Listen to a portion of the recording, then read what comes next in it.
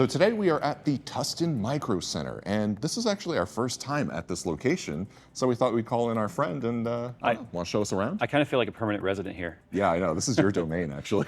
Yeah, let's go have a look around. So I'm thinking today we can do a creator build because we're really getting into creator products at Micro Center. Right. And I want to build a PC that would be really awesome for video editing. What do you think about that? I think that's important the note to make is the fact that creator is such a broad term. Right? Are you doing video editing? Are you doing live streaming? Are you doing podcasting? Because it's such a broad term that have different use cases and parts that you would want to use for that type of build. Right. So video editing is kind of what you're thinking in this one? Yes. Okay. Yeah. And I think that's going to be kind of the highest end because, you know, podcasting you can get away with a little bit on the low end. Yeah, as long as you can have some sort of video encoder in there for live video. It's not that big of a deal. Cool. Well, let's check out our creator aisle. Let's take a look through there. This is actually an aisle that I'm a little bit proud of, only in the fact that we were one of the channels that they kind of, leadership of the company came out to, you know, kind of interview us and say, what are we missing that would help creators like you? Right. And the first thing I said was, we need a better AV section in Micro Center. Because there was some stuff, you know, point and shoot cameras and whatnot, maybe some USB mics here and there. But I said that department needs to expand. So this was kind of like the first aisle they made with that. I mean, you can see, you know, studio lights above us. A couple of our lights are from here. We have the NAND light, and we have the whole truss here. Actually, I think we're going to start selling these trusses as well pretty soon. So that'd be nice. That'd be nice because, I mean, being able to see it in person really kind of helps you wrap your head around how you want to do the setup. I don't have a truss. I want a truss, but the thing is, I have to do all kind of like the calculations in my head. Okay, how many corners do I need? How long do I need the truss to be? You know, and if you ship it from someplace across the country and it comes and it's not right, you're dealing with freight almost to get that stuff. So having one place to see this is kind of nice. Yeah, no, it's fantastic. You would almost think here being in Southern California near the, you know, movie making capital of the world that we'd have more options for stuff like this, but they're really not. Yeah, I mean, we've always been a computer store in our heart, but this is definitely a big area where there's a lot to offer, you know, especially on the podcasting side. Interfaces are huge. In fact, we just got our new Rode Podcaster 2 for our podcast set here about a month and a half ago. And I was actually really torn on that Zoom pod track because I was reading a lot of reviews about the differences between the two. But I stuck with Rode because I've been using it for so long. I'm really comfortable with it. I know the software. Right. But I mean, even the mic selection. Yeah, we have a big selection here. Everything from, you know, USB, inexpensive, you know, kind of get you up and running mics all the way to your SM7B, you know, studio grade, radio grade microphones. Yeah, we have everything from Audio-Technica, Rode, we have Mackie, we have a bunch of the big brands that we carry. So you can really walk in and kind of get everything that you need for a podcast setup. Yeah. Our podcast studio, we actually have the DLZ Creator. This is what we use for the audio. But then what we did was we built a podcast specific PC where we have the Elgato.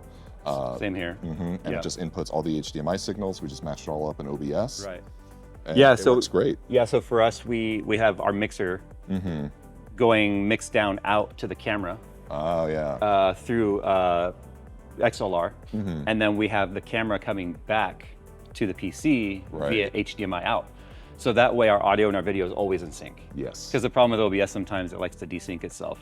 Right. So by going to the camera and back, it's always in sync. But having interfaces for that changes everything. Yeah, and we have a good variety here. I mean, especially if you want to get in some MIDI stuff, we have all of that available. And this is just the audio side. Like, this is just this one little bit, but audio is like such a huge category. But the wireless stuff is big too. Because I love the fact that there's the DJI stuff, the Rode stuff. We have this guy right here. Yeah. We have that one, which has done really well for us. I like to rotate through them. So the Ceramonics, we were using that one for a little bit. And then right now we're using the DJIs, which I like a lot. Yeah. We've been using the because they capture on device as well. Yes. So you can either live output that through a 3.5 millimeter jack to your camera, or the fact that it records on device is nice. If something happens with that interface, you have the scratch audio. 32-bit float. Yeah. 32-bit float on this little thing, which, by the way, that's just insane. Yeah. Like, that's a super crazy feature to have. And the price is really good. They just came out with the minis, so we're getting those as well. Oh, okay. So that's the biggest complaint of these is they're bulky. Yes. But the smaller we can get it, the better. The mini kits are nice. I actually, we got a tester. Oh, you have it right here. So is this a charger for it too? Yeah, so do you have the charging case for the regular one in your pocket? So our cameraman has like... He has like 72 pockets on him. Look at this. So that's the mini, and then this is the DJI Mic 2. And this just came out like earlier this year. Look at that. That's tiny. Wow, okay. And But I love that everything charges right here. So there's some stripped functionality compared to the Mic 2. So like you don't get 32-bit float, but frankly, like this is perfect. Yeah. You know, if you're a creator on the go. And it still records to the device too? I don't think so, actually. As long as you're monitoring audio, Yeah. which I think if you have a cameraman or something, you should be, then you should be fine. But yeah, I mean, Kevin, how do we sound right now? how does it do with us this close together in an aisle talking? Hello. I mean, hello. is phasing a problem? Okay, so I need to switch then, because phasing's been something we've been dealing with actually. really? And I'm not gonna lie, I've been thinking, because ever since we did our videos in Miami with you, I was like, man, we have the single DJI, not the kit, but we've been dealing with some interview stuff lately where we've been having different mics, so then different sound signatures, and then they just don't mix together well. Yeah. I've really been thinking about picking up one of these sets. I really recommend it. This one's rock solid. Yeah. I mean, that's good too if you're like, I think more in the vlogger style. If you have an Osmo Pocket 3, like that'll go really well. Or if you use your phone. Yeah. But you know, anything with the right, you know, XLR input, or just use this. I think we're past the whole trying to hide the mic thing. I think everyone knows we wear mics. So I just leave mine, like I use Electrosonic wired analog mic, which is a studio grade, like news broadcaster grade mic. But the problem is, like I said, it's a single mic. And if I'm doing a video with someone else, they're using the DJI or something. So it just causes this problem in post. Right. You know, to have it all kind of recorded onto one device would be nice, and to have the sound signatures and profiles match. Yes. That's the big thing too. So it's some cool functionality with the noise suppression as well. Like that works really, really well. And that's just on device. Right. Which is kind of crazy. Well, and as you can see too, mine's not even clipped on because I have magnets. So it's time, I think, to finally make some upgrades to our selection while we're here. So thank you. The camera and audio man. No, He's a cameraman and grip in one. Yeah, seriously. Oh, you should have seen him yesterday. He had a light up with the camera simultaneously. So, no, you're right. Grip, gaffer, cameraman. And then obviously we can't ignore streaming, because I think streaming, I mean, that's kind of like the biggest area of content creation right now.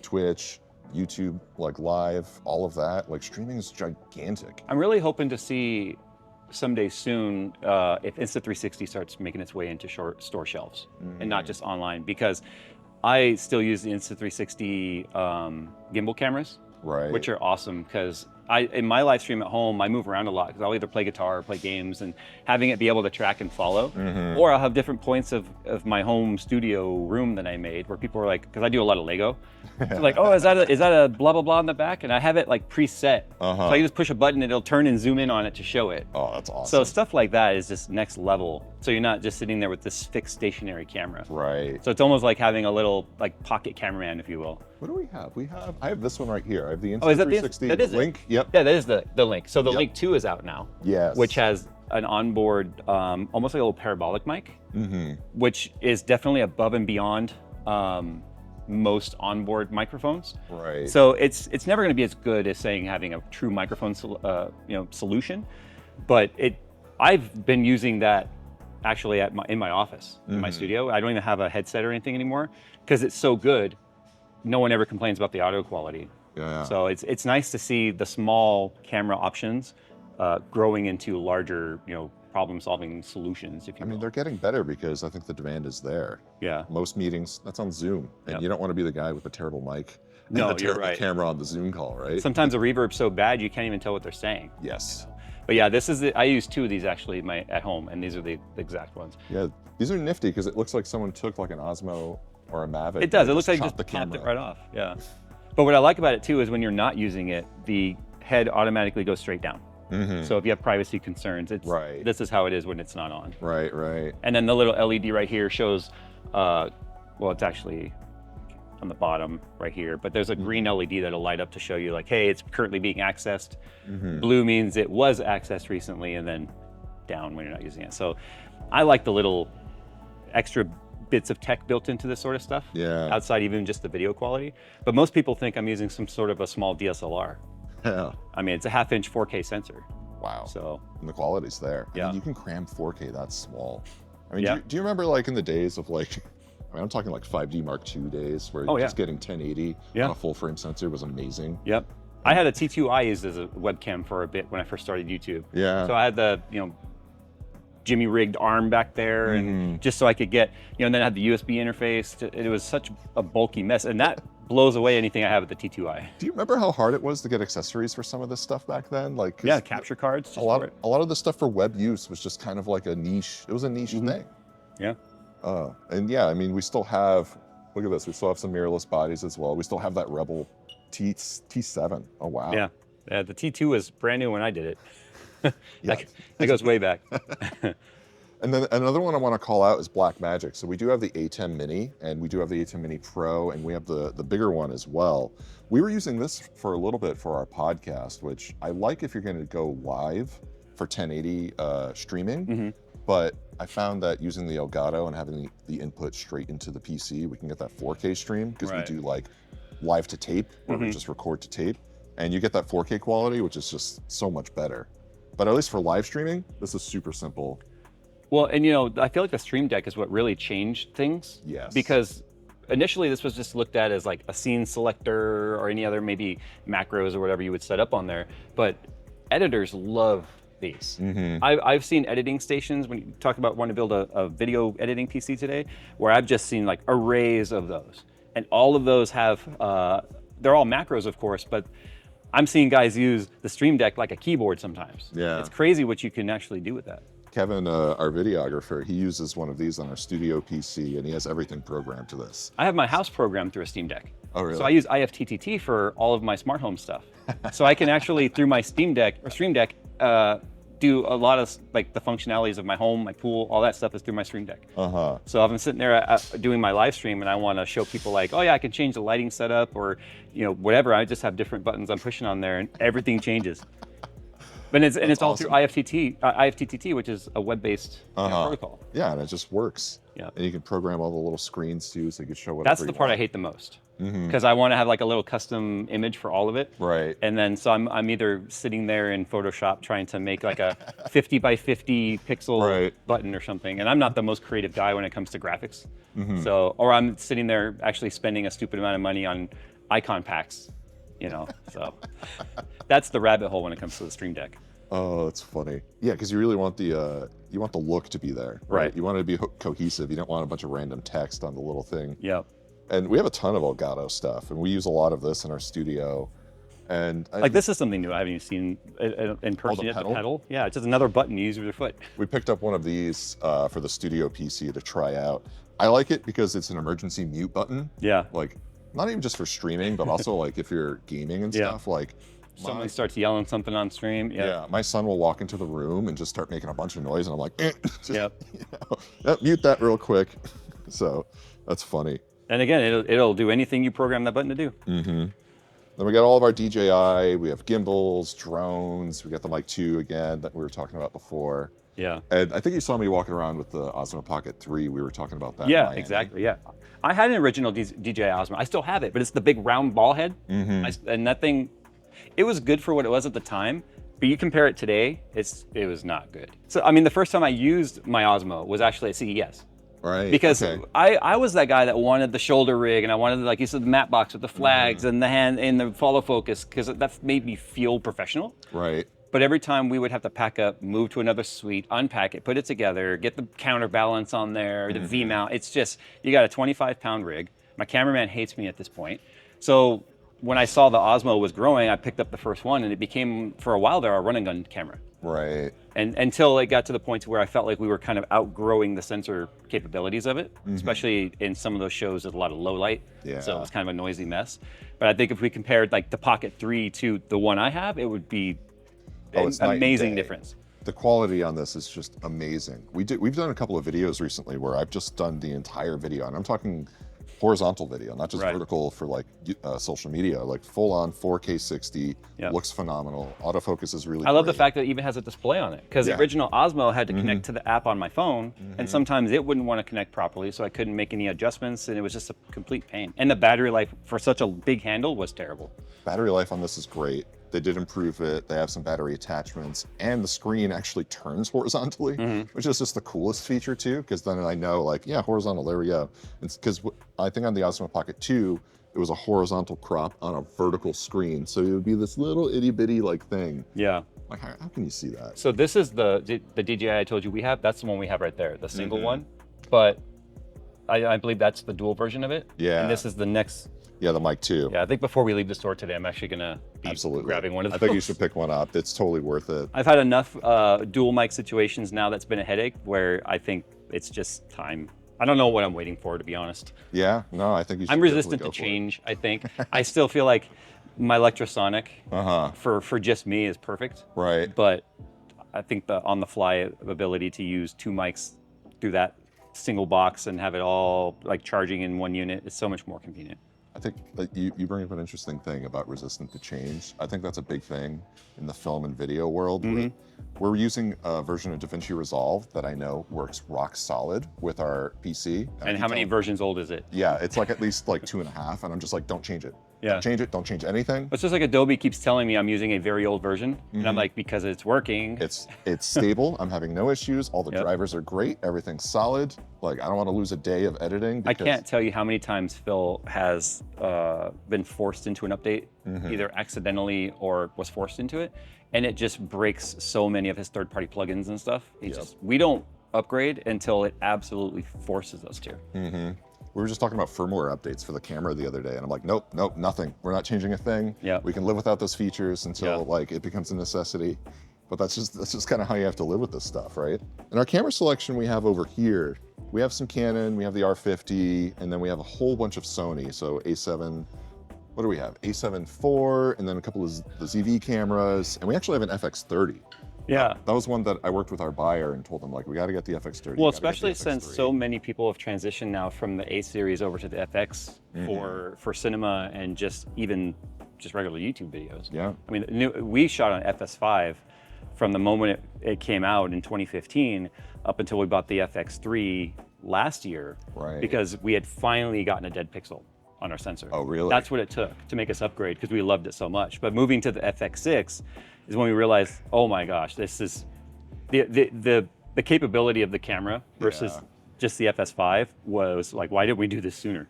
You know, again, the resistant to change discussion we just had.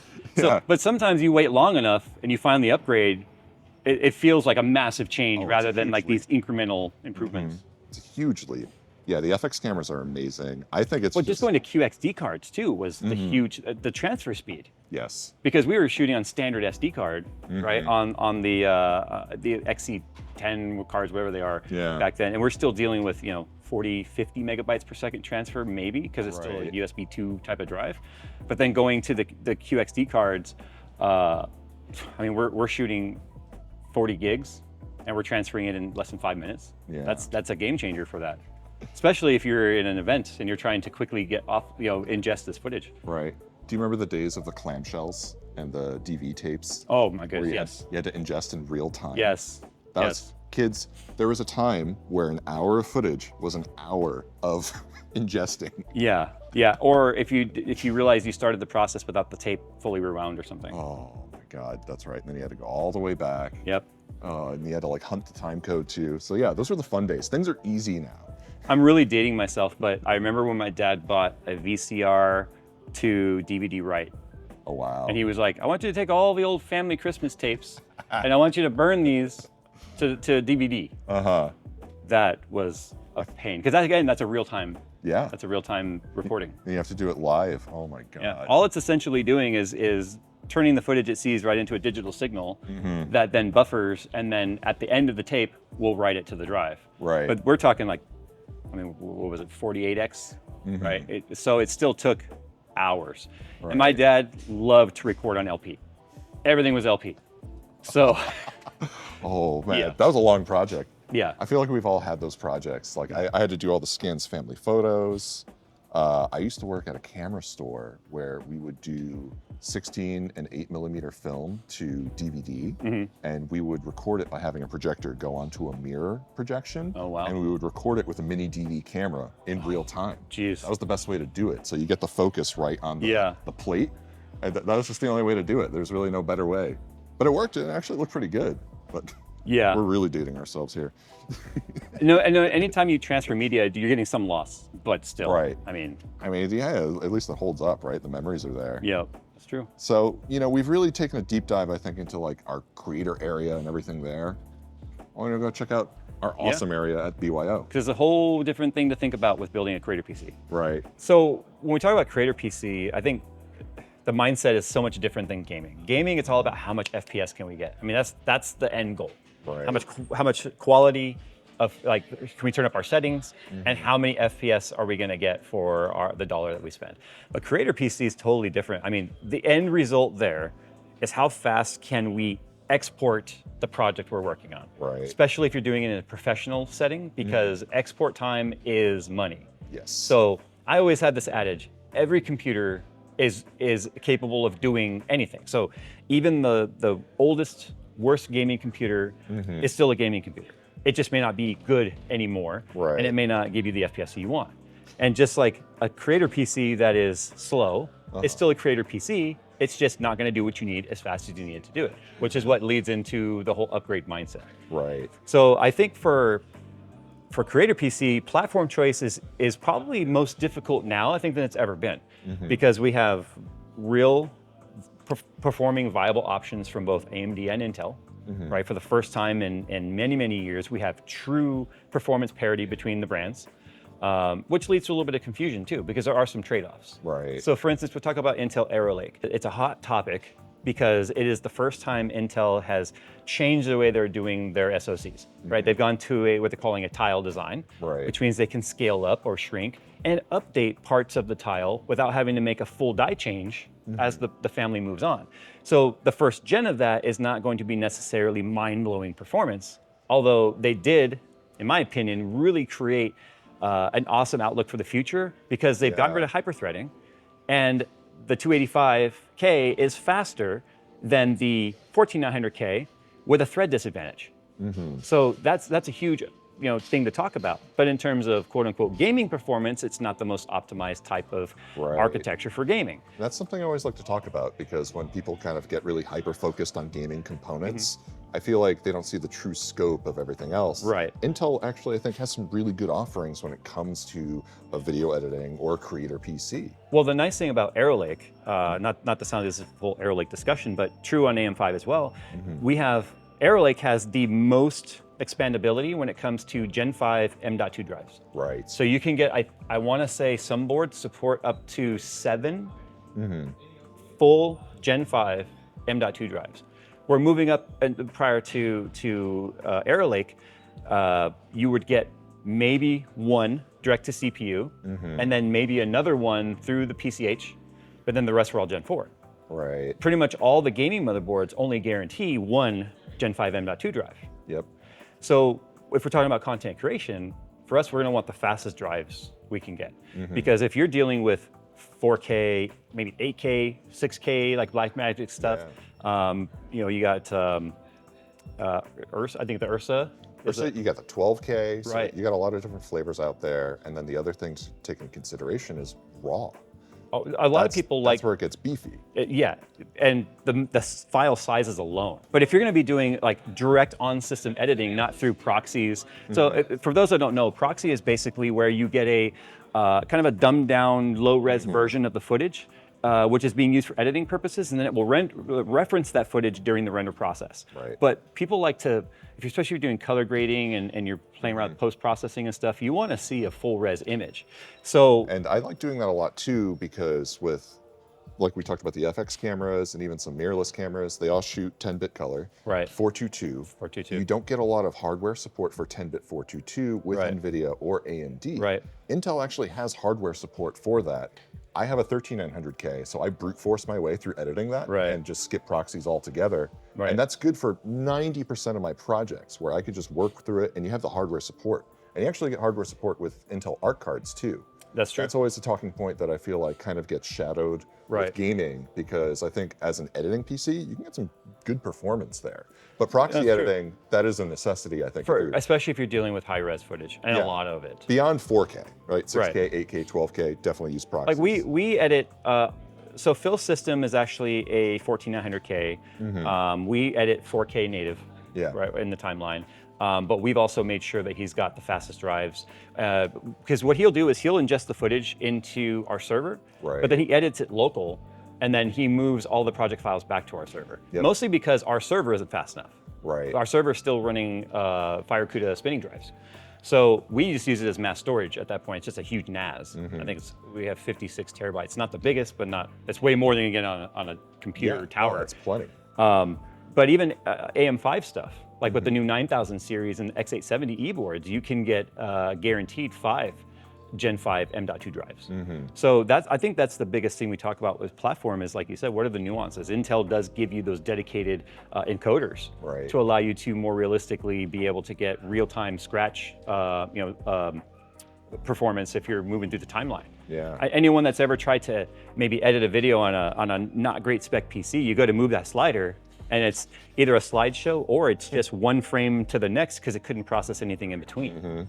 And snappiness, I feel like that's the one that's really hard to measure when it comes to video editing, right? Because you can measure encoding time and export times. Like you can measure that. But snappiness in the timeline, that's really hard. But you feel it when you're editing a project. Like, so you know the difference between a low end and a high end. You're miserable during the edit if the PC is not capable of keeping up with maybe the speed at which you're editing or all the effects and transitions and stuff.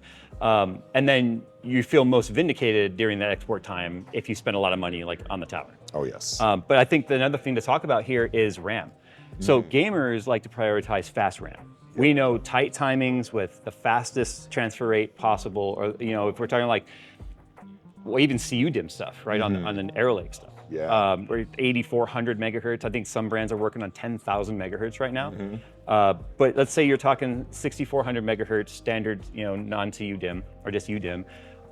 There's a big difference between CL40 and CL28. Now that G.Skill offers a CL28, but those options aren't going to be best for editors because speed is secondary to capacity. And the reason for that is all of those effects, all those transitions, all of that editing timeline wants to be stored on RAM. And the more that you can get on RAM, the faster the editing process is going to be when you're scrubbing and whatnot. And when you talk about video editing, even photo editing to a degree, actually all that exists. Well, if you're dealing with like billboard size photos, these 56 megapixel. Oh no, we have 61 megapixels on the A7R5, and then you get, I think Hasselblad and Fuji, you get like what, 100 some odd? It's insane. It's insane. Well, so that leads us to the hard choice. What platform should we use for this editing PC? So what are we talking, like Adobe? You guys use DaVinci. I'm a big DaVinci head. I've never used DaVinci, so I don't know how well it utilizes hardware. So DaVinci is very, very GPU bound. CPU does help, but it's very GPU bound. It's really going to come down to RAM and GPU for most of these instances. And again, when you were talking about RAM capacity, we want to max out capacity as much as possible. Like 64 gigs would be the minimum, in my opinion. They call them the Pro boards. These are going to be boards that don't have RGB. They don't have like a lot of the stuff that you would expect gamers would want. But they're going to have maybe more PCI Express slots for expansion cards. They're going to have more M.2 available slots for it. Probably beefier VRMs because they expect to be under load more. So there's really a trade-off. So many new product lines have come out from these brands. Even in the last couple of gens, it's hard to keep up with all of them. But like this Pro board right here from MSI would be an example of a kind of an entry-level non-gamer board. And people might pick that up for gaming, and it's still perfectly fine with that. But that's not going to carry a lot of the extra ARGB headers and stuff like that. It's not going to have any lighting on the board at all, which is actually probably welcome for a lot of gamers too at this point. But I guess we need to make that decision now. Okay. Well, I'm thinking, you want to try AMD? We could take a look at AMD's offerings. AMD for me is a brute force method. So the 9950X, right? It's 2 CCDs, 8 core, 16 thread per CCD for a total of 32 threads. Now, we talk about thread count.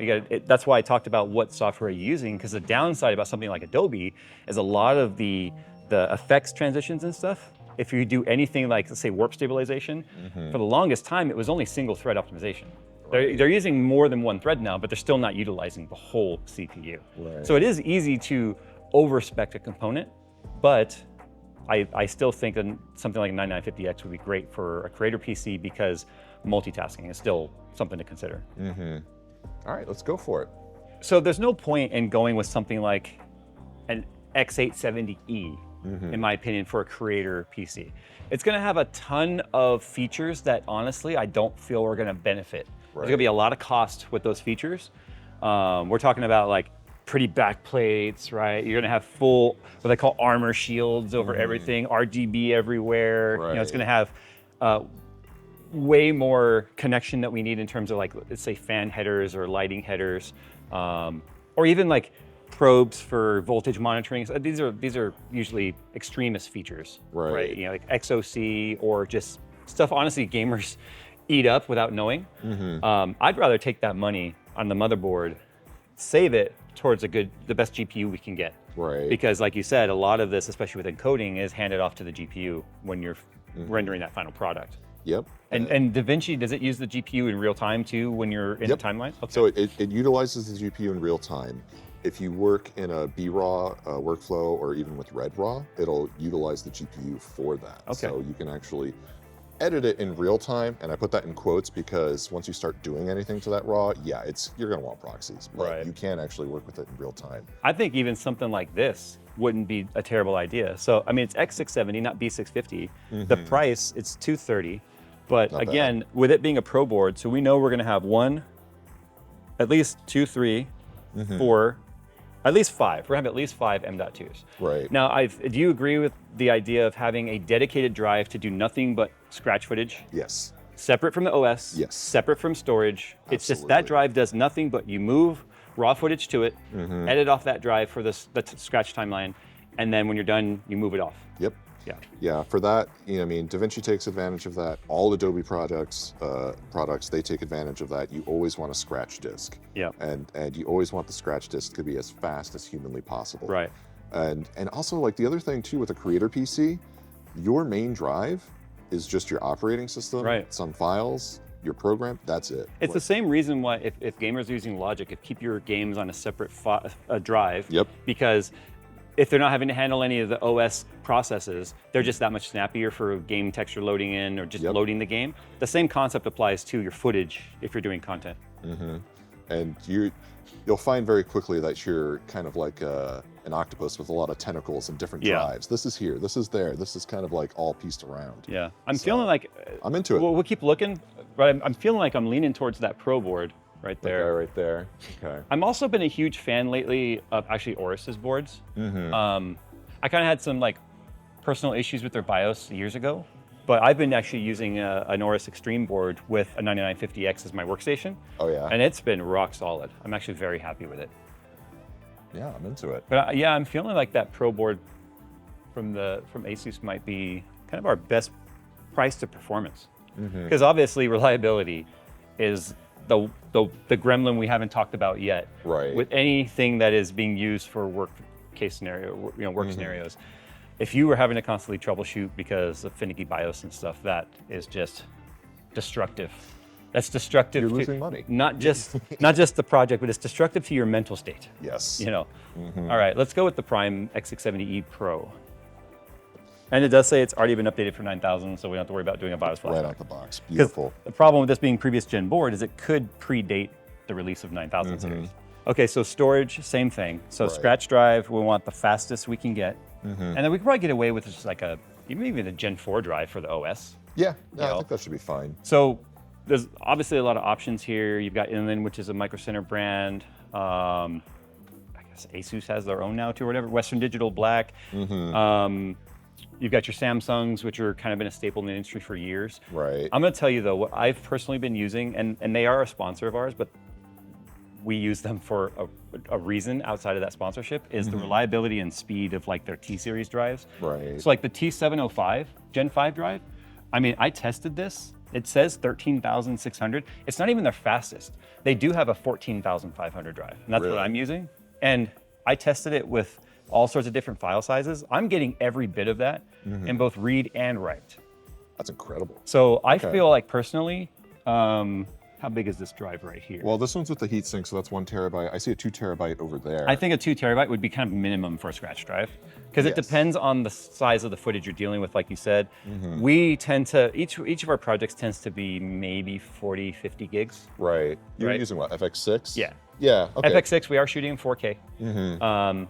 But our content isn't usually very long. Right. Maybe we might shoot an hour for a 20, 25-minute video. Right. Okay. You know, so 2 terabyte would be plenty. Now, if you're dealing with feature-length movies, you're going to have RAID arrays at this point. Yes. So I think personally, the 705 2 terabyte would be an excellent scratch drive. Okay. And then the 500 as our OS drive.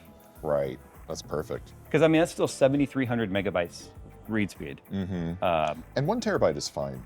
I mean, again, operating system, all of your applications, you know, maybe you'll have some other stuff on there. And I know anyone watching this right now, maybe as a gamer, is going, no way, 1 terabyte's not nearly enough, but we're not throwing, you know, 200 gigabyte games on here at a time. That's just an OS and then storing our programs. Right. And especially if you get into this professionally, you're going to find that you're going to separate your systems. I have my gaming PC and I also have my editing PC. Right. And I actually keep them kind of isolated. I used to game on my editing PC, but now, you know, I kind of spread it out because I just find it's just easier to just keep those things separate. Now, for me, someone might ask, well, then if it's not that important, why wouldn't we drop down all the way to like a Gen 3 drive? For me personally, I still like to know that the OS drive is fast enough if I needed to dip into it for some reason, without feeling like we're now falling behind, you know, the spec or the standard spec, I should say, when it comes to like drive speed and reliability. So I personally feel like a T500 for our OS drive and a 1 terabyte and a 2 terabyte 705 as our scratch drive would be like a good starting point. Yeah, that'd be a good sweet spot. Let's go with that. Like we're starting to rack up parts, right? And I think another thing is being budget conscious. And with gaming, we know that $1,000 you can get pretty far in 1080, 1500 and up.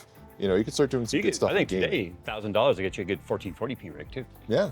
Yeah. So when you get to creator, I think that price range, it really starts to get quickly, very quickly. And that's why I said, let's not overspend on our board. Right. Because the board, with the exception of making sure it supports our drives, is much less important. And because we're on an X670 board, I know that we only are going to have 1 Gen 5 drive that's direct to CPU to give us that full speed. Buying another Gen 5 drive would have just been a waste of money because it's going to run Gen 4 speed. So that's where you start to ask yourself, would it have made sense to maybe go up to an X870 board? I don't think so, given the fact that they're price premium right now. Right. But when the future, like maybe B850 boards start coming out, then you start looking into that. Right. But the drives, though, they're, man, the faster they are and the more cutting edge they are, the drive prices start really high. Like that one right there, fortunately, is on sale. So we're getting that 2 terabyte 705 for $244. Right. But I remember when the first 1 terabyte NVMe Gen 3 drive existed, it was like $600. It might have actually been more. I think the Samsung was like over 1,000. Right. I'm really dating that because I remember that's before the store remodel where it was over in the BYO. But I remember looking at that in the case going, oh my God, who would pay $1,000 for a terabyte? And then remember the first 4 terabyte drives came out in the SATA 2.5 inch? Again, so I think if you really compare the tech today to the price to performance, it's on the right trajectory. Do you think 2.5 inches still have relevancy for creator PCs? It's becoming harder to justify because of their 550 megabyte per second limit. Yeah. Right. For me, it's like, okay, I've got to run. I care about ease of operating or maintaining the system. So now we've got a SATA cable going to it. We've got a SATA power cable going to it, right? And I know that if I wanted to say buy a 4 terabyte SATA drive as a mass storage, I'd rather just get myself like a large pro grade spinning drive, say a 20 terabyte. Right. Or something like that for the same price if I'm just throwing stuff on there to store. So that was going to be my next question. Should we get some spinning drives to put into this? For just long-term mass storage? I'm thinking yes. Well, yeah. I think it's always a necessity, and that's something that you're not going to see in a lot of gaming PCs these days. Oh, no. They're too busy banging on the keyboard and they can't deal with that shock. Let's look at the wait, that's me, drives. I'm sorry. Yeah. So yeah, 2.5 inch SSD, you get like the 550. Right. But if you really want that capacity, I mean, this is really the way to go. Yeah, and with these drives, you're probably going to get more like 250. But again, if the idea here is that you just have something that you can throw into your system for archiving. Right. You know, and this is if you're not going to go with like a NAS. Well, so at home, I do both actually. So I have two 10 terabyte drives in my system, RAID 0, and then I have another duplicate in a Synology 2-disk solution that just mirrors that as a backup. And that's what I use. And I just dump everything on there when I'm done editing. Right. But I know that maybe I still want to access it for a little bit. But have you noticed like the lack of 2.5-inch SSDs? They're becoming even harder to find because like anything else, as technology starts to phase out, the leftovers become more expensive because they carry more value to somebody that needs one for either a matching RAID drive that went out and they need to replace that drive. So then those prices tend to climb quite a bit. But I mean, see, even it's $140 if this sticker is accurate. Always check the prices, sales and stuff are constantly going on, but 4 terabytes on a spinning drive for $140, it's a decent deal, but you can get a SATA drive in 4 terabyte for not that much more expensive. And you're gonna have a lot more speed with it. And that's kind of that trade-off that you get, right? But the reason why there's so many spinning drives here is because enterprise still use these constantly. I can't really speak to the long-term reliability of a platter versus NAND, but they still exist in these huge capacities for a reason. Like over here in the case, I think we're gonna find the big boys. It's 18 terabyte. 18 terabytes, yeah. 16, 24 right here. We had some of the N300s that we did, the 20 terabytes. Right. And we put 4 of those into a NAS that we were using. These are 24 terabyte Iron Wolves. This is what I have in my NAS. But I have 10 terabyte, and at the time I thought I was like top dog because that's the biggest you could get. Right. Now I'm looking at this going, I can get 2.5 times the storage I have now if I just swap the drive. Yep. But I'm also running 10 of them, I believe. So that's going to cost me almost $7,000 to do that. Wow. Because I mean, $679 for a 24 terabyte, enterprise grade drive. Right. You know? So what do you think we should go with? We can go something with a little bit more budget friendly. One thing I want to call out, I don't think we sell LTO tapes. The ultimate backup solution, by the way, because this is a great long-term backup solution, but that's kind of like the ultimate. But even that's like when you have to rewind your drive. 20 years is the max life on that? 20 to 40 years or something? So we can go with something a little bit more budget friendly, but I'm thinking at least let's do 2 spinning drives. Okay. Just to have available. I mean, like I said, I really like to have that. Would you want to raid them for just for storage, double the storage? Okay. Because that's always my mindset. It's nice to have one drive to throw it on and let the RAID handle it. Yeah, exactly. Because it's just all there, and then you can just mirror that to a NAS or even offsite if you have that capacity. I don't know much about the Seagate Skyhawk. Now, Barracuda is the brand I feel like a lot of people are familiar with. Right. I used Barracuda drives for quite a bit. They seem, 8 terabyte for 134. That's not bad. That's making me feel like maybe Skyhawk is a higher tier drive. I honestly don't know. But if we're just talking long-term storage, you could throw 2 8 terabytes if we have 2 of them, and then we would have a pretty. They put the sticker right over the capacity. I know, right? Does it say anywhere else? On the back. 8 terabyte. Hey. All right, so we'll do. So this is 16 terabytes now of mass storage. Which is still small, by the way. Well, and here's something else you got to consider with the motherboard selection too. As motherboards have moved on towards solid state, they're putting less and less SATA ports on the drive or on the board. I remember you used to see like 8 on one side and maybe a row of 4 more on the bottom, but now you might get 4. You're lucky if you get 6. 4 is like kind of the new standard I'm seeing everywhere. So. I have some that have 2. I feel like the more like gamer boards have less of that. Right, that makes sense. Yeah. Keep that in mind, yeah. So this is a 128 gigabyte kit. Now here's an important thing to mention. We should talk about this. Is grabbing 2 64 gig kits is not the same as going with a single 128 gig kit. So there is, just like any other ASIC quality, for them to all operate together at their advertised speeds, it's important that you buy a kit that's the quantity that you want. Because even though they could be the same exact part number, and any board manufacturer and RAM manufacturer will tell you, throwing 2 kits together is not guaranteed stability versus if all 4 sticks came together matched. Right. So one thing we want to talk about too is this is 5600 megahertz. We probably won't even run at that. We'll probably leave it at 4800 because like we talked about, speed is not important in this use case, quantity is. And we don't want to run into any sort of random crashes or exceptions Right. while we're editing, right? And I feel like that's kind of like the antithesis of a lot of gaming setups, right? Because I'm just going like, no, enable XMP, like let's get the max speeds, everything else. But for this, you want stability across the board. Now, one thing to consider too is this particular kit is XMP ready, but it doesn't mention Expo anywhere on here. Right. So we probably would not have been able to comfortably or without fail run 128 at Expo speed, which would be whatever the matching profile is for 5600 if we're running 4 DIMMs or 4 sticks. Right. And that's the thing is you can get 64 gig sticks for XMP a lot easier than you can find 64 gig sticks of Expo for AMD. I think that's just part of the new platform taking time to sort of mature with RAM. Is it's harder to get 2-stick high quantity options on AM5 than versus Intel. Right. Cool. So I think one thing we should do though for good measure is just verify the QVL with this kit and that board. Sure. Let's check it out.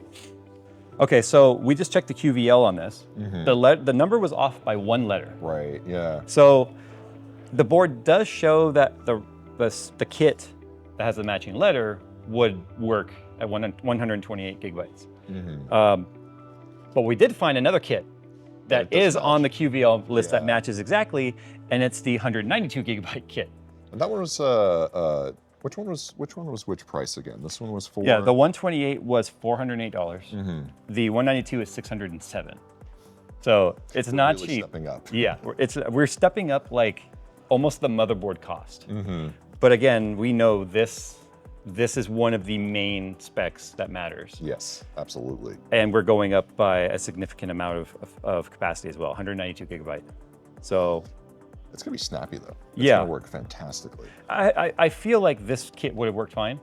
But again, if we're talking about stability, right, we want to make sure that QVL matches. And even if it is 1 letter and like it really is the same, maybe like 1 minor It could be difference. possible this is a slight revision to the RAM. Right. And Asus just has not QVL validated it yet.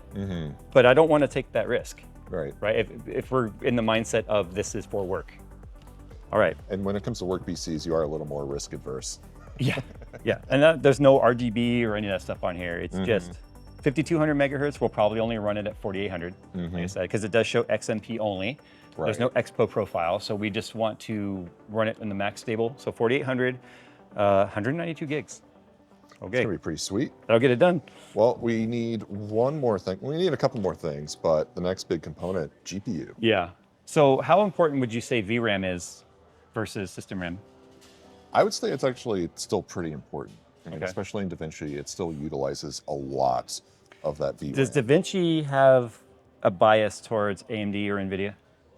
Not that I know of, but I know that DaVinci is very sensitive to NVIDIA drivers. So depending on the driver set that you're using. Because they have the creator driver as well. And sometimes you studio actually, driver. the studio driver. Yeah. And the studio driver plays a little bit better with DaVinci. So I always default to that. That's why, again, I have 2 different systems for my editing and my gaming.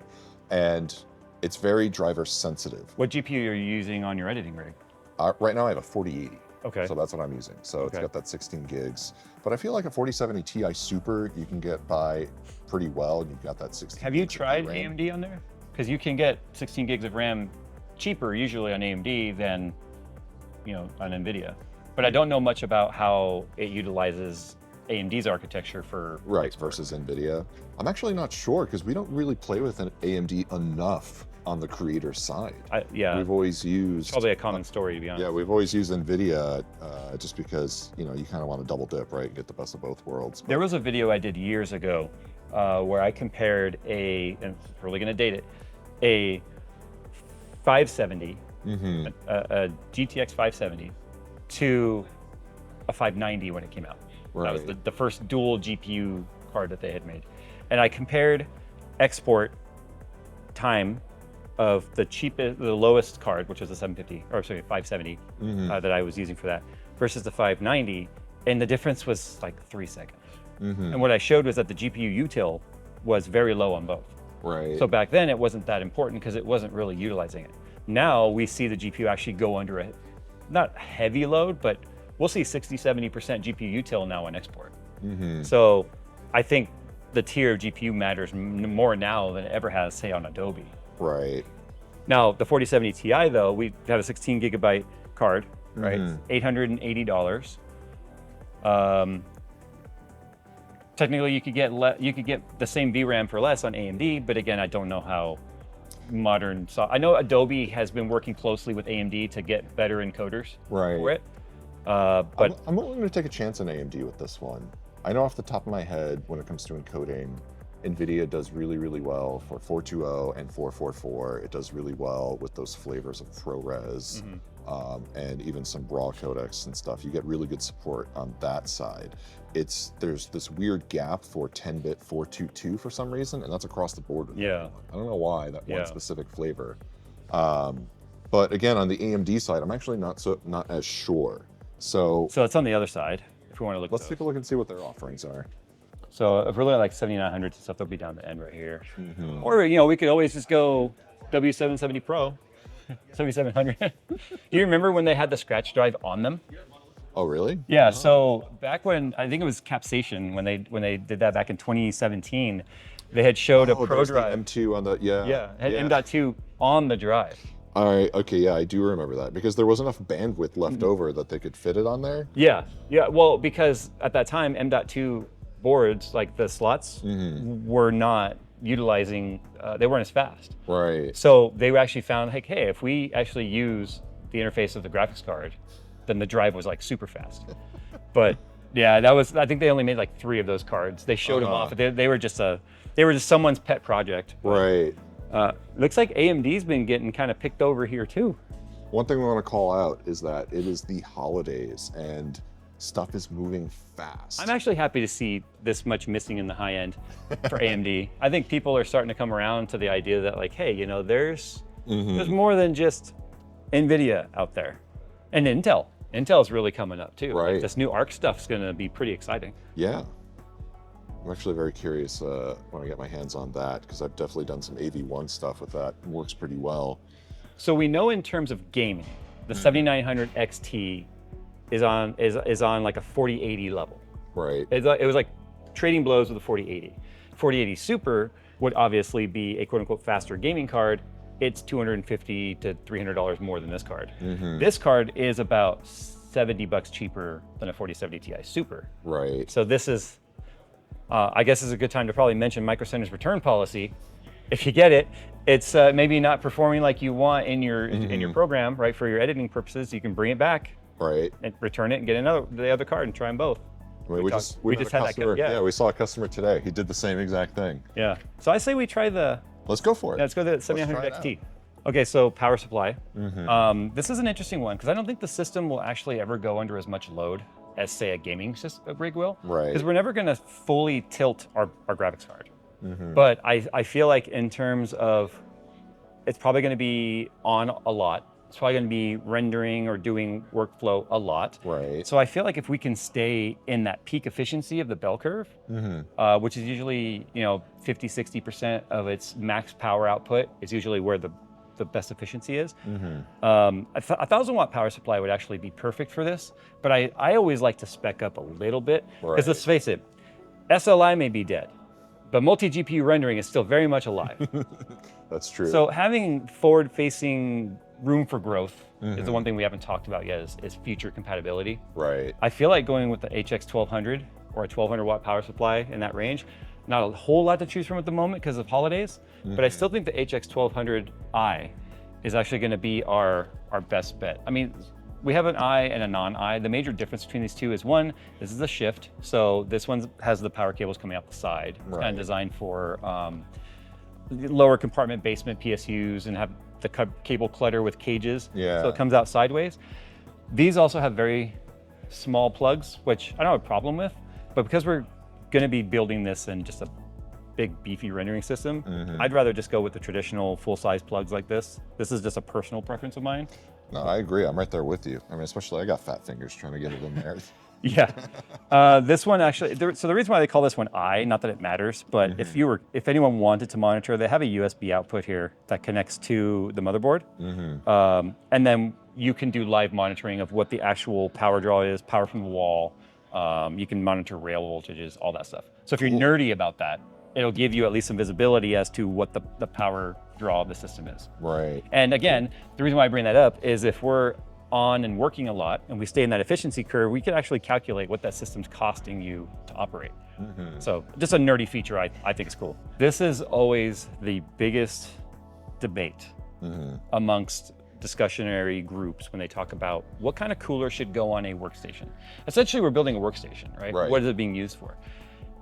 Air cooling is going to be the most reliable, right? Less moving parts. It's just a vapor chamber with heat pipes and a fan. That's it. Never gonna break. Technically, fan bearings will probably outlive maybe your system before you need to upgrade it again. I'm a water cooling guy, but I'm the first to admit water coolers, you're installing another point of failure. Right. You got your pumps, you got your fans. Does it spring a leak? If it did spring a leak and ruins your $5,000 workstation plus whatever it's going to cost, Yeah. So air coolers drives, lose everything else. Right. Now you got to think about which air cooler is going to work and not interfere with any of the RAM that's installed. Right. So the heat sinks that are on the Corsair RAM, even though they don't have RGB, are taller. So they're not low profile. So I think something like the Noctua D15S. So they call it S because it's single fan. So it just puts the fan in between the two towers. So it's a push-pull fan. Right. But you can see you have these notches, this notch here. That means we won't interfere with our RAM. And this one has enough clearance and it'll fit a lot of those taller RAMs. It will. I have the NHD15, but I would recommend the S because when you put the second fan on there, that actually might be too tall if your RAM is too tall. Right. And the fan might jam up against if you have a glass on the case or anything. It's actually just easier to fit it with this Now one. what's nice about it though is it does come with the clips if you want to add the fan if you have room. If you just get yourself like a 120 millimeter fan, you can just clip it on and on you go. Right. So what do we got here? Oh, the Chromax. So this is the big boy. Yeah, the big chunky boy, huh? Yeah, this says NHD15 Chroma Max in black. So essentially it's that. Just with the extra fan. But it has the extra fan on it. What's the difference in cost? 10 bucks? I think it's worth getting it to have the fan. Right. And take it off if it doesn't fit. But then we just know we're gonna have our most cooling capable on this tower. Because you're asking a lot of one fan to pull air through and push through. So I say we get this one for $10 more and know that we have the second fan. No, it works. And again, when we were talking about stability, with that failure point with an AIO or that potential failure point, at the very worst, if that fan ever fails, that tower's still going to keep it cool long enough so you can notice and maybe fix it. Without the fan even running at all in passive cooling, it'll just as long as you don't start a heavy CPU task, the passive cooling is enough to keep the system running. So that's one thing to keep in mind in terms of longevity and stability. So now I would say what the actual cooling capacity of it is. But Noctua uses their own calculation. So their TDP is not the same as like the industry standard TDP. Right. But I will say that it's definitely got enough cooling for the use case we're putting it in. And just for good measure, making sure the sockets are all on here. Yeah, it supports all the way up to 1851. Obviously AM5 is supported, so cool. It's got the latest brackets. Okay, sweet. Now we gotta pick a box to stick it in. Yes. We were looking at this Fantex NV7 here. But we have unique things we have to consider because we have the 3.5-inch drives. Right. There is a fair amount of full towers that do not support 3.5-inch drives anymore. We've got one of the biggest air coolers on the market. So we got to make sure we have enough clearance for the side panel. Right. And we have a mount for our drives. Now looking at it does say it has 2 bays for 3.5-inch drives. Yep. 4 for 2.5, which doesn't matter to us right now.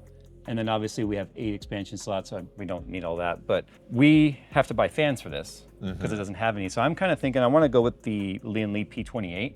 Okay. One, there's no RGB. We're kind of sticking to this almost like blackout kind of theme. Yeah. Our motherboard's going to really stick out because it's silver.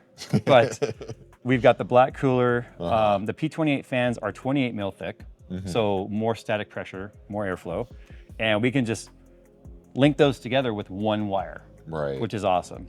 Yeah, keep it simple. Yeah, and we can just run those off the motherboard, don't even need the controller. And it's, what, $189? Not the cheapest, but not the most expensive.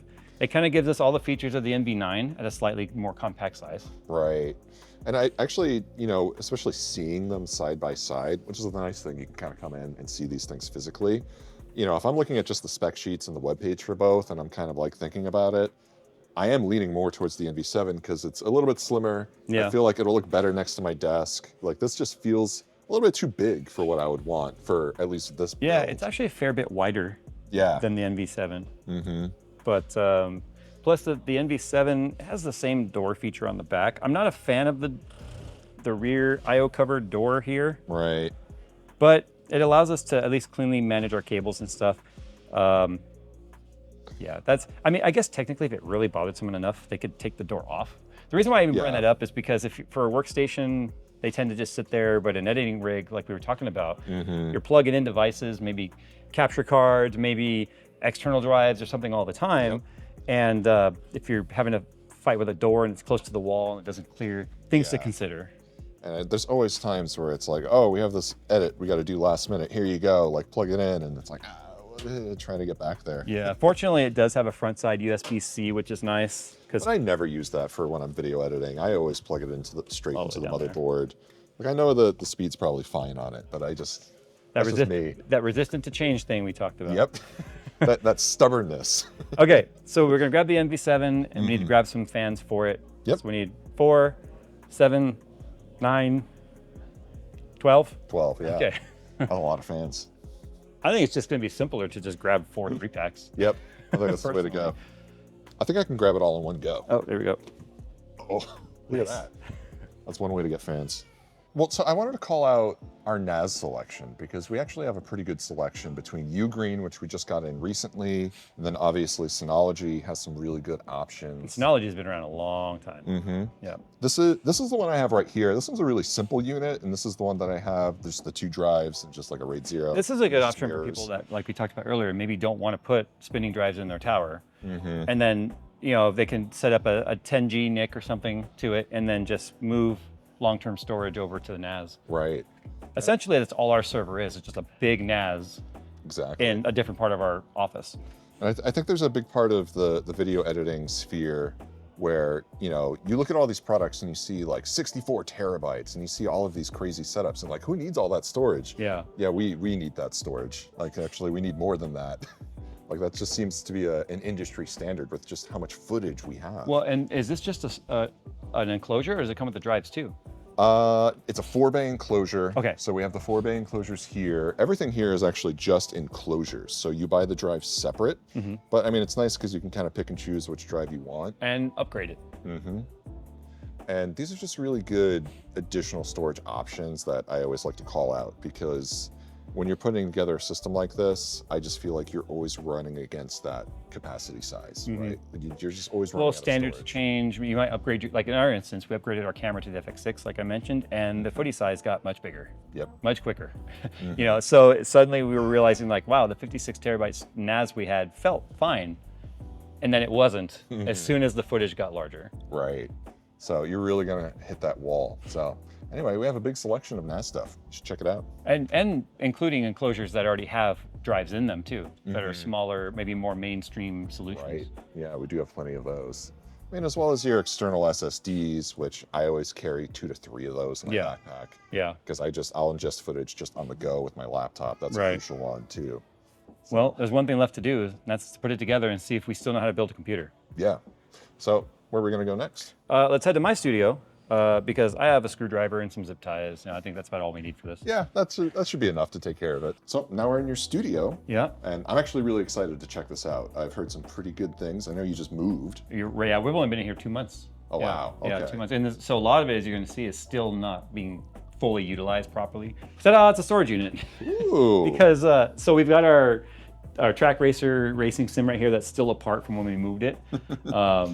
We have one sim that's put together upstairs, but I had wanted this room initially to be a streamer room, but not to be actually used for streaming, but to be a place where there was think of like the IKEA, like this is what your room could look like with our stuff. Right. So it's set up and ready to go. So if we wanted to do chair reviews, keyboard reviews, headsets, mics, webcams, it had a space that was built and utilized for it to just be installed and we can shoot in it. Right. Make it look, I don't know, like a bedroom or something. I don't know. That makes sense because you could visualize it in your own life, right? Right. A couple of my favorite builds are on display. This was our 3D printing project where I took a Falcon Northwest Tiki We designed and 3D printed this. I did all the battle damage and stuff to it. I was really into the Expanse when I built this. So that's why we dubbed it, if you look on this side here, the JayzTwoCents. So yeah, this was all custom 3D printed, and I did all the painting and damage and whatnot to it. The details look amazing. Yeah. This looks great. 3D printing, PLA filament, take a soldering iron, you can easily make it look like it got some damage done to it. Yeah, it looks like some real shrapnel damage there. Yep. Same thing with this side over here. When it's on, actually, the RGB, this kind of glows like a blue, because we thought that's like exhaust vent, although that's the intake for the power supply.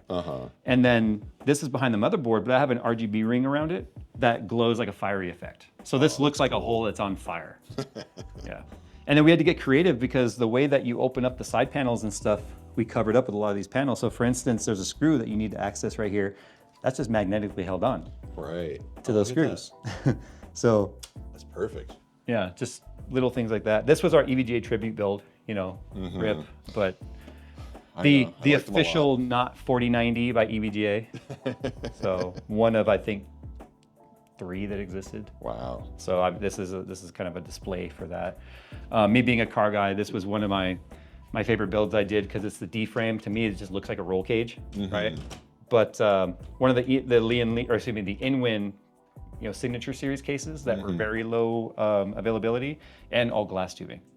So that's actual glass tubing in there. Yeah, that looks fantastic. Coolant's kind of separated a little bit. It's been sitting there. Most of it doesn't do anything anymore. That's showpiece. I mean, look, it's SLI, right? That ages it. These are you can tell. These are 2 Titan XPs.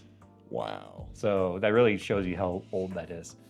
And then this was, I like this. This is just a montage, fills montages on loop, essentially. So when you come in, it's funny, in the other business, or the other location, the front room was it became a storage unit. Right. Kind of. So people would walk in and they'd go, where am I? Because people will look for the wrong, like they're in the wrong business, right? Looking for someone else, but they feel lost. Like, what is this place? And it's like, oh, you're probably looking for these guys over there. So now it's obvious what we do. Right. Yeah. If you really walk in, you get a good impression. But because we moved, I didn't want it to be super jarring or obviously different. So we just recreated my talking headset that existed in the other space. It's a 1-to-1 exact replica of that space. A little bit different table. But yeah, so my EVGA tribute wall with all the Kingpin cards are still sitting here. Look at that. So if you compare a video we shoot in here today to our old videos, you can't tell the difference. Right. In fact, I even ran a joke saying, we moved back to the other studio. I didn't like the big one after all. And people were like, why would he do that? Like, they believed it because we filmed in a space that looked identical. Yeah, it looks very much like it. So I have no idea what to do with this half of the room, but there's room for something. And I see you have some acoustic paneling here. You have some deeper acoustic paneling over there on the side. Yeah, the downside about this room being smaller, because our other space was kind of it was a 20-foot by 40-foot bullpen, if you will. There was a lot of spatial reverb, but it was easy to manage. Smaller room obviously means tighter reverb, which sounds more like a bedroom or small space. So these have actually worked really well for us. Yeah. Once we get more stuff here, that'll help. But yeah, like anything else, a lot of flat surfaces in here. And I'm talking towards the flat surfaces, which is not good for acoustics. Just bounce right back at you. Yeah. And I see you have the NAND light panels here as well. Oh yeah, the NAND light, the RGB panels from the NAND light, these were the first ones I ever, I'd never heard of NAND light, but I've used these for 10 years almost. Yeah, NAND light's rock solid. Oh yeah. This is a wonderful setup. Yeah, it's just a comfortable space to talk that looks kind of nerdy. And then these are actual used storage units. They have like all of our keyboards, mice, and laptops and stuff in there. And for your camera setup, do you have like a anchor point where you always put the camera, or do you kind of know roughly? You always put it like right here? Yeah, it's small enough to where we know. Sometimes it depends on, this is a more in-depth conversation, so let's go maybe a tighter shot, or there's something I'm showing on the desk, so we'll go a little wider. And then this is a sit stand, which I didn't have before. So now if I want to get it up higher off the table, or Phil shooting B-roll, he can get some dynamic movement by moving the table or whatever, not just relying on a slider. Right, that helps a lot. Yeah. Nice to have some of that vertical control as well as... You don't see a lot of this movement with B-roll. No. It's always like this, and this. But you couple that slider motion with maybe a raise or a lower, it gets real interesting looking in the background. This is a really nice desk. Yeah, so that's just the Asus IKEA collaboration for the sit stand base. And then we just grabbed one of their desktops not the countertop like people like to use because we needed more depth. Right. But yeah, just a particle awesome. board with a veneer on there. Closet for cleaning stuff. This is the lab. Phil's over there now labbing some stuff. He's actually been playing around a lot with the latest Cyberpunk 2077 release. Was that 2.2? Yeah, 2.2. So he's actually playing around with one of our PMDs. So this is the PMD2 from Elmore Labs. This allows us to get real-time like power telemetry from anything connected to it. So obviously the CPU EPS power is connected to it, 24-pin, all PCI Express, including 12-volt high power. And then this sends everything out to its own software where we can either log it to a CSV, a text file, or hook it to hardware info, 64, and then we can compare physical power measurement versus like software measurements. Right. And it allows us to just find, I'm kind of starting to nerd out on the data collection stuff. And we've actually discovered quite a few things with that. Like some cards like to pull power from the PCI Express slot, some don't. Even, it's not even like a brand thing. So like the NVIDIA 4060 was pulling half of its power from a slot, half of its power from the single PCI Express. But then the 4080, which is on there now, is pulling pretty much all of it through the 12-volt high power. So things like that software doesn't necessarily always tell you. It gives you more insights too. And software monitoring can't always be trusted. Right. Sometimes it doesn't give the complete picture.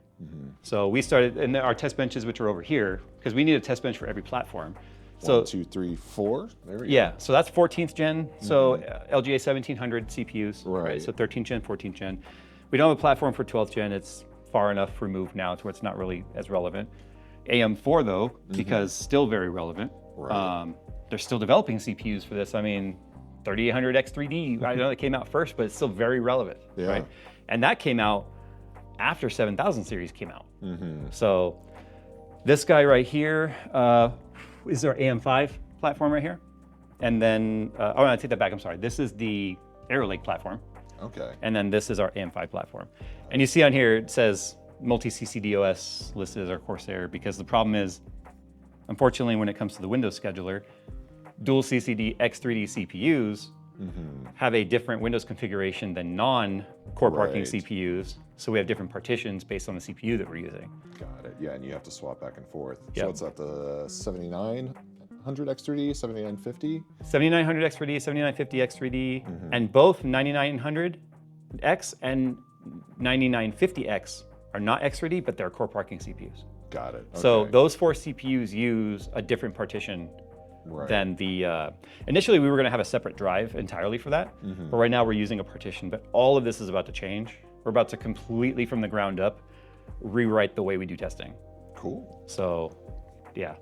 And then over here is just a rework station. We're not great at it, but we can dangerously solder something well enough to make it make a connection. Right. So I've taken a lot of abuse about the fact that I am terrible at this, but I have the capability and I want to get better at it. So this is a future project of mine. Good spot to practice, right? Yeah, yeah. You know, we had the microscopes, which is huge, but a dedicated space for that. Where again, at the other place, we were having to take it out, put it together, use it, put it away. It shared a space with our 3D printing stuff, which is now in a completely different area. Right. I always find if like stuff's put away, you're less likely to use it. But if it's like has a dedicated space, you're more likely to like want to use it. Yep, exactly. And we have plenty of soldering stuff available at Micro Center too. So yeah, and the new and the iFixit soldering iron, this thing has been insane. Yeah. The reviews on that are it heats up in seconds, just a few seconds. It goes to full temp. Wow. It's like this is like an Amazon unit here. Got the rework gun on there and whatnot, but the soldering iron would take like a couple minutes to get to the set temperature. Really? Yeah. Yeah, these are cool. Yeah, I think we just got these in recently too. Obviously, as you can see, we've kind of been walking around. I'm going to be rearranging this actually. One of these tables is going to go over on that wall, and we're going to do more of an L-shaped deal because it's a little crammed on that side of the room. Right. But yeah, just having plenty of space to spread out especially when doing like the custom water cooling stuff. Because the water cooling stuff, you think building a PC makes you expand with boxes?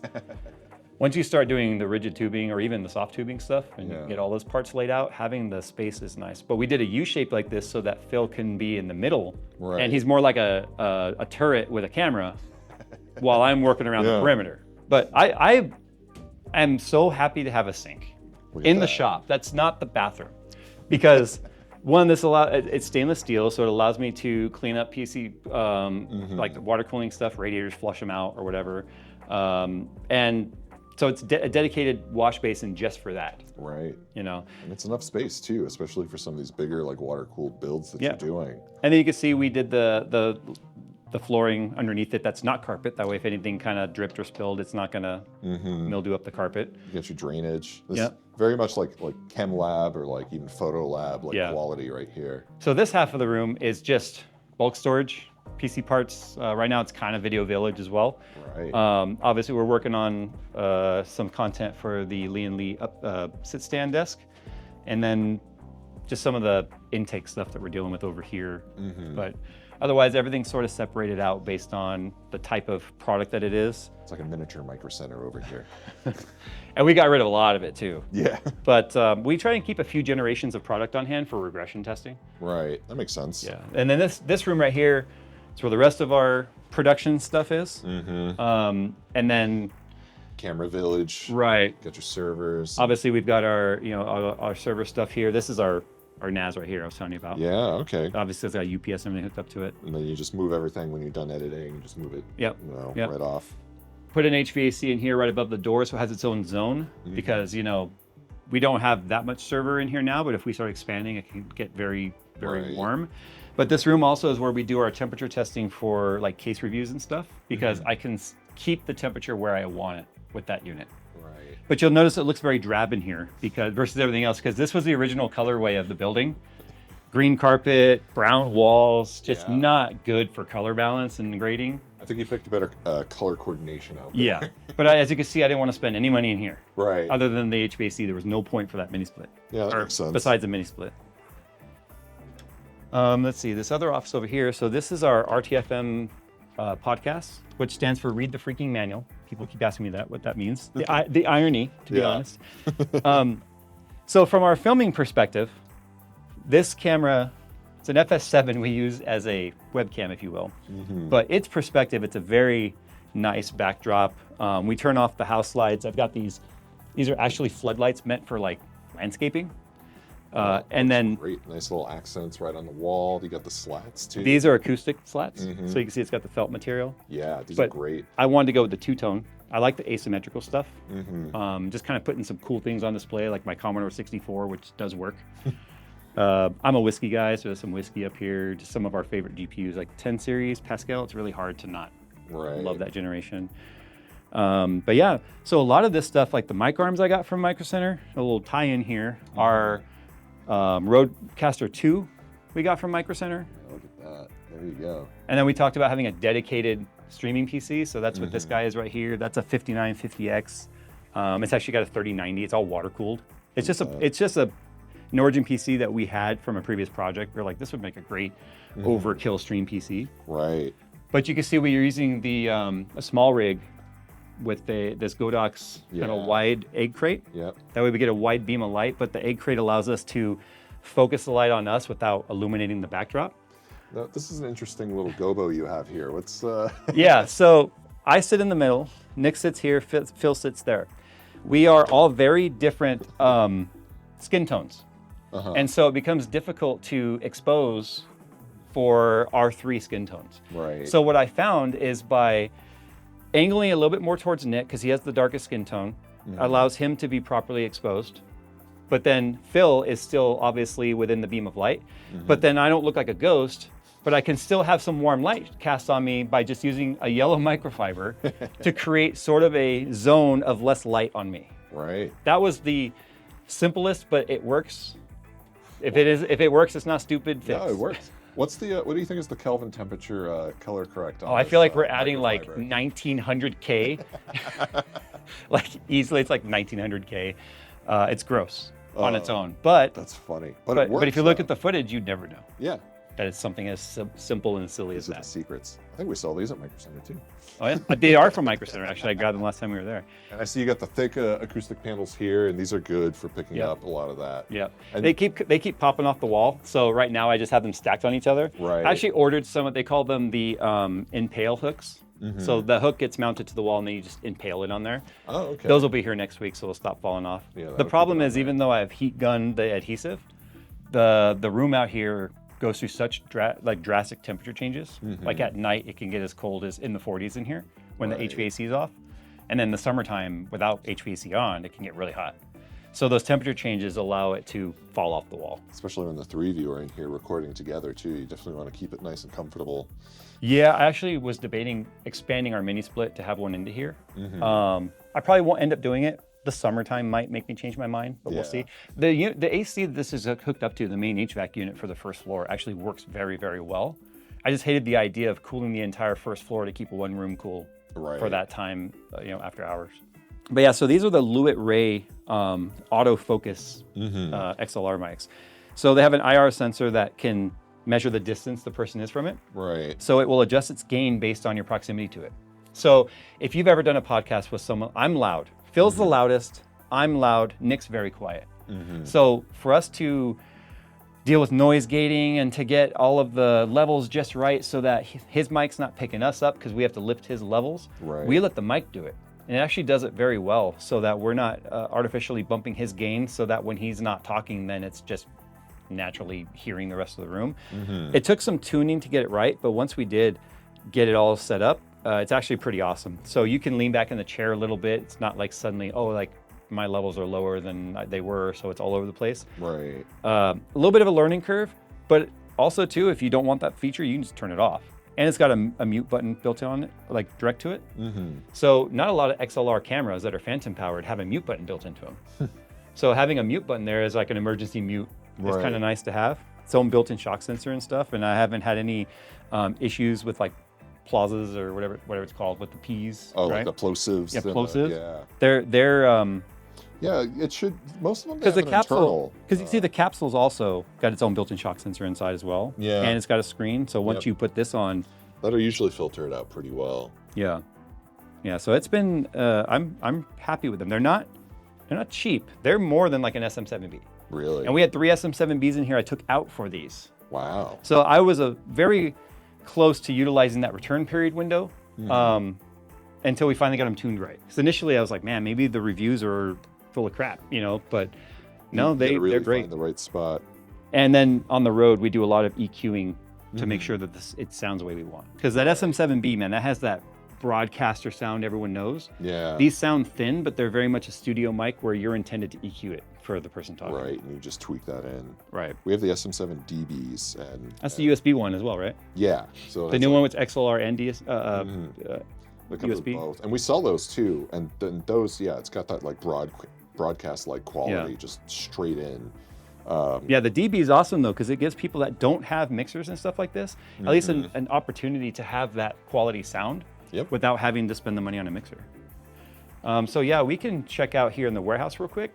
This is where we have a lot more of the builder stuff.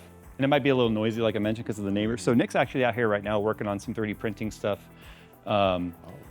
This is kind of a temporary setup, but I'm going to be expanding this area to have like our laser cutter, a CO2 laser cutter, and then a CNC tabletop, so I can start making my own brackets and distro plates and panel covers and stuff. And then everything else out here is just mass storage, if you will. Yeah. But if anyone's been following me long enough, they know that I have a 15-year-long health journey regarding weight loss. I used to be 500 pounds. Oh yeah. So for me, it was important that I have a space away from the gym that I belong to. So when I need to blow off steam or I'm just feeling the urge to lift, because I do like lifting, I have this. And then that's a yoga wall. That's for the wife. Yeah. I'm not Shared space. That's shared space. I have nothing against yoga, but I don't know. I can't hold those poses. I've tried. Yeah. I've gone to yoga with my wife, and I am not graceful. We can just put it that way. If anyone's seen me build a computer, you know what it must look like with me doing yoga. So I just have to mount that to the boards that were just put up. But she's also going to have a trapeze that hangs out for like inversion stuff. I don't know. My wife's into all that. I'm Right on. We got a nice good mat for it, so you know, in case anything. Exactly. So that was the first floor. There's a second floor. Well, there's a second floor, Okay. which sometimes we hate if we're tired. But so I basically segregated. First floor is all production. Second floor is all business work offices. Cool. So let's go ahead and head upstairs. Check that out.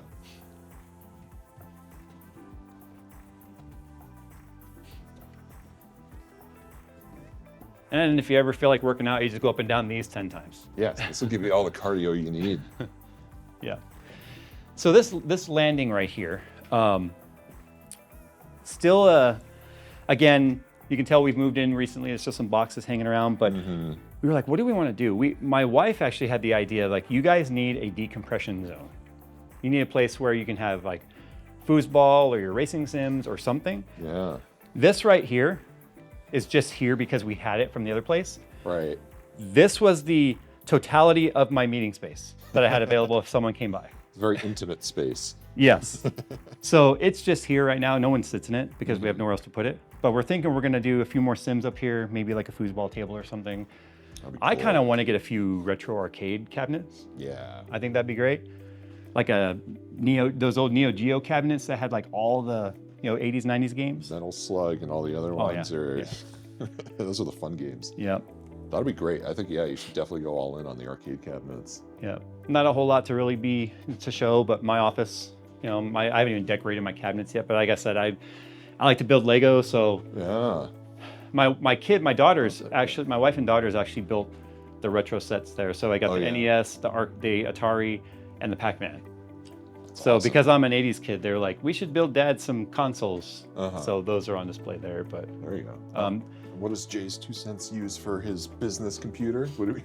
Okay, so it's a 9950X. It is on an X670E motherboard. It is the I told you the Aorus Extreme. Okay. It's got the Lee & Lee AIO. I forget the model number, but it's got the hidden tubes. Right. Yeah. Antec C8 Constellation dual chamber case. And then as you can see the Lee & Lee fans and stuff. And all the RGB. It was one of those like, you know what? I don't care. Let's just put all the lights in there that we can find. Yep. And then this is the obviously the Alienware OLED ultra wide we actually got from Micro Center. Oh, look at that. Looks beautiful.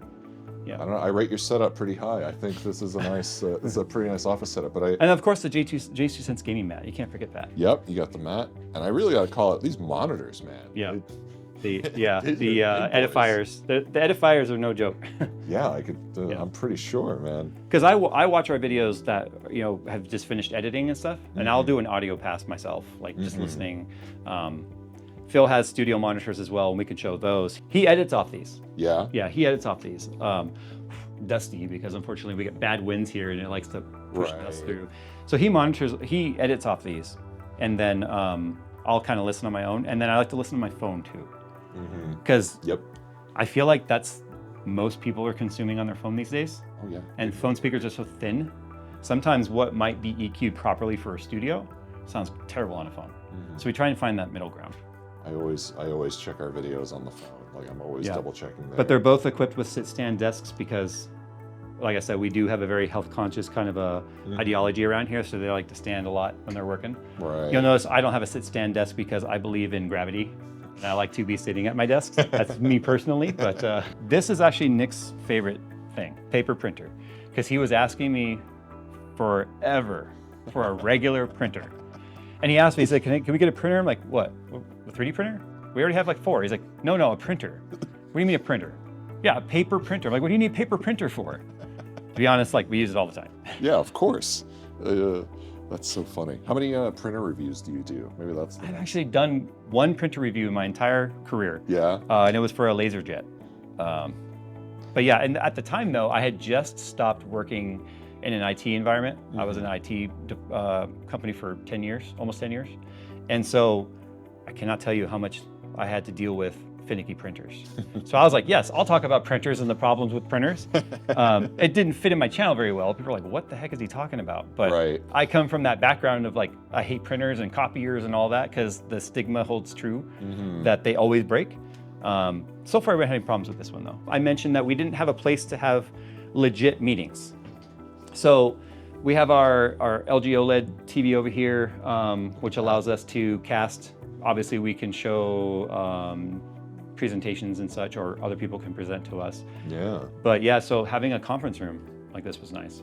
This feels very It's very corporate. very legit. I have filmed in here a couple times, and it's funny because the comments usually are like, this just does not fit your vibe, right? I'm like, I get it. It's very corpo feeling in here. But at the time when our sets weren't built yet and we were having to film stuff, because we had to balance building this place, moving out of the old place, moving in here, and still create content at the same time when everything was in shambles. Well, what looks really good is trees in the background, and that's what's on the other side of this glass. So I was like, you know what, we'll just film in here a few times, and I did, videos in my office, and now we have our dedicated spaces. Wow. But that transitional period, if anyone that creates content has ever moved while having to create content, that's rough. Yeah, and trying to keep a seamless calendar the whole time. Right. When we migrated to our new studio after we built it, that was tough. Yeah. Because you're constructing, but you're also like moving in while working and living in the mess for a while. Like, yeah. But I had to think about every aspect of this building, like the carpet, the carpet colors, the wall colors. All the windows have been commercially tinted for heat rejection as well as light. All the window coverings, everything in this place we had to do in just over a month. Wow. So that's our new headquarters. And the only thing I could possibly ever see expanding one day might be the second story out above the existing larger first story. What we need to do now is put it together. Yes. So why don't we, not gonna speed run this, but let's see if we can do this in an efficient manner. Absolutely. I don't know about you, but I'm one of those people that, like, when I build, I kind of explode packaging everywhere. No, absolutely. I spend more time on prep and I lay everything out, and I like to do it in the order of the steps I know I'm gonna do. So I'll go on some box opening duty and I'll help you just kind of lay everything out, and I'll pass it all over. Sweet.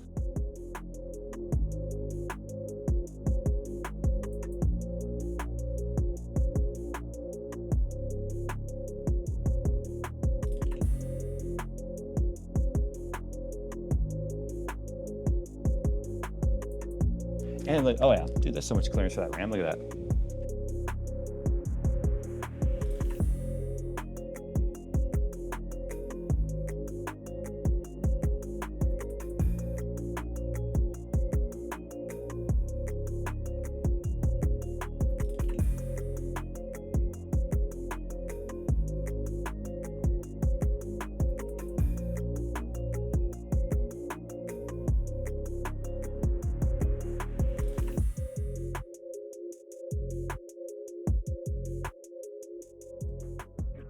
Whoever buys this, you need to put like a 2-man lift warning on the box. It's hefty. I mean, those 8 terabyte drives. It's like half the weight right there. It's probably those drives. Okay, I'll let you do the power button. I'm superstitious. Right. Moment of truth. Yay. Ooh, okay. Look at that. All the fans are turning. That's good. Yep. Lots of airflow. Holy cow, feel that. Yeah, I mean, this like... Those P28s, they don't mess around, man. You feel it right here too, coming off the cooler and everything else. Right. This thing's gonna run ice cold. I really like the accent strip though, with the RGB here. Yeah, and we can change that color too. There it is. Something changed. There you go. Look at that. Now, there's a lot of RAM for it to train right now. If we're just sitting here killing time, there's 192 gigabytes of RAM that needs to be trained. Yep. So sometimes there's anxiety. It's gonna take a minute. That yellow light is holding for a while, but it's holding on the RAM because right now it's training. If you had a Q code, that shows, it would say 15. That means RAM training. But yeah, so I'm not too concerned. Oh, I like that blue. Yeah. There we go. Dude, all the fans are just. Listen to this now. Oh, it's just. Okay, so it took about 3 or 4 minutes to train, which isn't bad. That's the scary part for a new boot on AMD for anyone, like, to think about how long that's taking. But listen to this. Dude, it is, like, you can feel it out here. Yeah. So they are hooked up to the motherboard, which is just defaulting full speed. So obviously part of the setup that the tech team can go through is to maybe set a fan curve, right? But right now, this is just give us all the power. Even up here too. And through this fine mesh. Dude, there is no lack of airflow in this thing. That's crazy. Like out here, it feels stronger than most cases do inside. Wow. Okay. That is so cool. Well, there we go. I guess now it's for you guys to do what you want to do with. What we need to make sure. Okay, so there's both our M.2s. There's both our SATA drives, and it's running at 3600. That's clearly going to have to be played with. It might even need a motherboard BIOS update potentially. Right. But all 196 gigabytes of RAM are showing up. It says that's so technically it says 192 gigs, but we're getting a bonus 4 gigs on there because obviously 8-bit, right? Right. So 9950X and a well, it sounds like a turboprop airplane at the moment. I mean, yeah, this sounds like an X-wing. Oh, hey, and we've got RGB on the board. I didn't even think about that. Yeah, you got the little bit right here, then you got the strip around it, obviously. I thought this board, honestly, because it was labeled as a Pro, would not have lit up any RGB, but it's tasteful. It's not terrible. They always find a way to sneak some in there. Now we got to do one more test. How long does it take to restart, right? It should memory context restore, which, well, you can turn that setting off so it doesn't train every time. That'd be ideal, but on power loss, it's going to retrain. Right. But it should turn right back on pretty quickly. There you go. Yeah. So it's going through. Yeah, pretty quick. Look at that. Like we mentioned before, we're going to sell this at Micro Center, but we wanted to add one extra little bit to it. If you would like to do the honors, maybe sign it. Yeah, where maybe would be the I best would spot, think maybe along the top. You want to do it along the top? Yeah, I think silver would be the best for this black.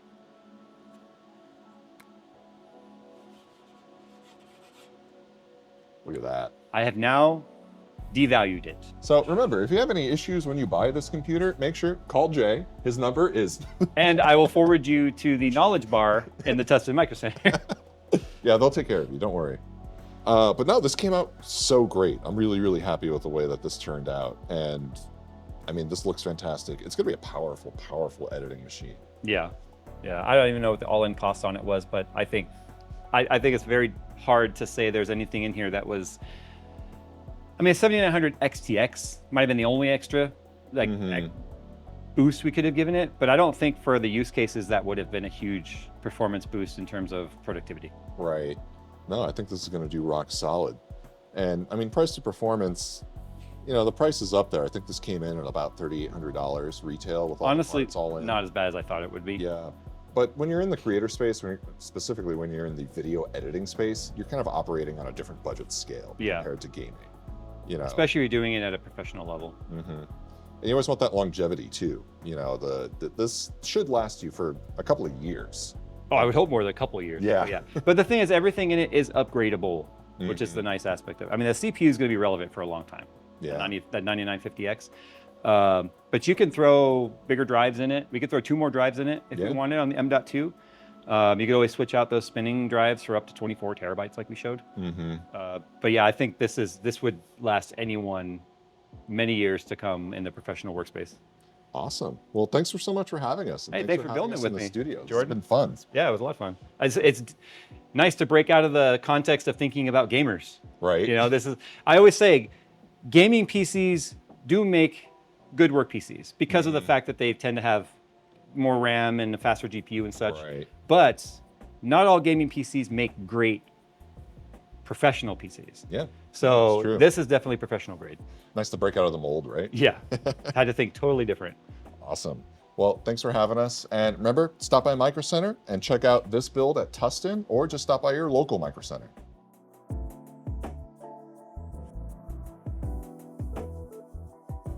Totally closes. Yeah. We wouldn't make that mistake. Twice. Yeah, there's easily a 10 millimeter socket that could get in there. It's right now, maybe like a 5 millimeter socket, but it's close.